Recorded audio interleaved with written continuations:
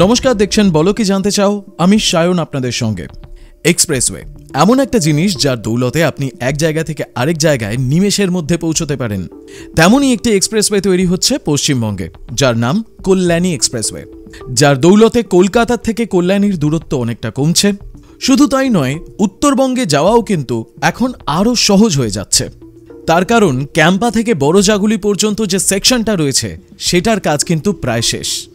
অর্থাৎ কল্যাণী এক্সপ্রেসওয়েতে ক্যাম্পা থেকে বড়জাগুলিতে national highway 12 পর্যন্ত একটা কানেক্টর তৈরি করা হয়েছে, কানেক্টিং ব্রিজ অর্থাৎ ফ্লাইওভার, যেটি এই মুহূর্তে পশ্চিমবঙ্গের অন্যতম বড় ফ্লাইওভারগুলির মধ্যে একটা, যা একদিকে কল্যাণীকে এক্সপ্রেসওয়ের সাথে কানেক্ট করছে বড়জাগুলিতে ন্যাশনাল হাইওয়ে 12-এর সাথে। এই কানেক্টিং পথে থাকছে 6 লেনের 714 মিটার লম্বা 6 লেনের এক্সট্রা ডোজ ব্রিজ। বিশ্বব্যাংকের লোনের টাকায় তৈরি এই সম্পূর্ণ প্রজেক্টটির জন্য খরচ হচ্ছে প্রায় 13,960 কোটি টাকা। সো মোস্ট অওয়েটেড কল্যাণী এক্সপ্রেসওয়ের কাজ কিন্তু প্রায় সম্পূর্ণ শেষের পথে।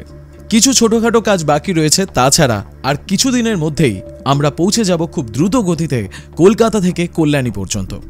এমনিতেই মেডিকেল সিটি নামে বিখ্যাত কল্যাণী হয়তো আগামী দিনে এই সুন্দর যাতায়াত ব্যবস্থার জন্য আরও ফ্লারিশ করতে পারে। শুধু তাই নয়, কল্যাণী থেকে এয়ারপোর্ট পর্যন্ত পৌঁছানোও কিন্তু আরও সহজ হয়ে যাবে।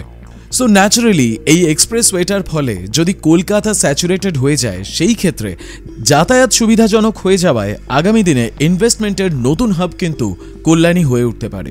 এদিকে কল্যাণী এক্সপ্রেসওয়ে আমাদের যখন সাহায্য করছে, তখন অন্যদিকে হিন্দুদের অন্যতম বিখ্যাত মেলা গঙ্গাসাগরকে মাথায় রেখে এবার গঙ্গাসাগর সেতু তৈরি করার পরিকল্পনা চলছে। কারণ গঙ্গাসাগর মেলার জন্য গঙ্গাসাগরে পৌঁছতে সবথেকে বড় সমস্যা হচ্ছে ফেরিতে যাতায়াত করা, যার জন্য গঙ্গাসাগর মেলা চলাকালীন প্রচুর ভিড় হয় আর প্রচুর মানুষকে দীর্ঘক্ষণ ওয়েটিংয়ে থাকতে হয়। তাহলে এই নতুন ব্রিজটি তৈরি হয়ে গেলে দুটো আইল্যান্ডের মধ্যে যোগাযোগ আরও বাড়বে, লজিস্টিক্স অর্থাৎ ব্যবসা বাণিজ্যের দিকেও কিন্তু ফোকাস করা যাবে, ট্যুরিজমকে বুস্ট করা যাবে, হোটেল হোক বা রেস্টুরেন্ট, সব কিছুর দিক থেকেই কিন্তু এই জায়গাটাকে একটা নতুন রূপ দেওয়া যাবে। রাজ্য সরকার এই মুহূর্তে টেন্ডার ফ্লোট করেছে 3.3 কিলোমিটার লম্বা 4 লেনের গঙ্গাসাগর সেতু তৈরি করার।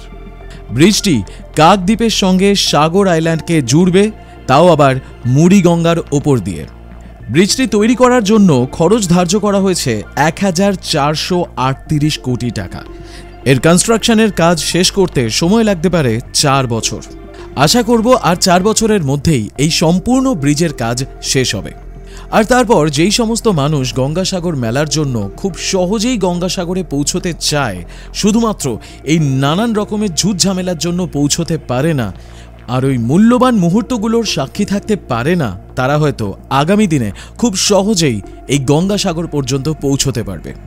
গঙ্গাসাগর মেলা ইতিমধ্যেই ইকোনমিক্যালি একটা ভালো ট্রানজ্যাকশনের জায়গা।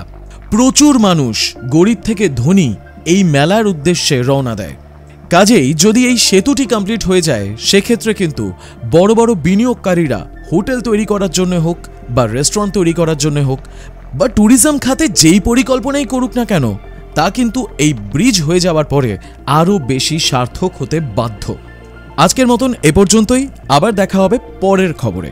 আমাদের চোখ থাকছে বেঙ্গলের সমস্ত ডেভেলপমেন্টের খবরের দিকে, আর আপনার চোখ থাকুক বলো কি জানতে চাও এর পর্দায়।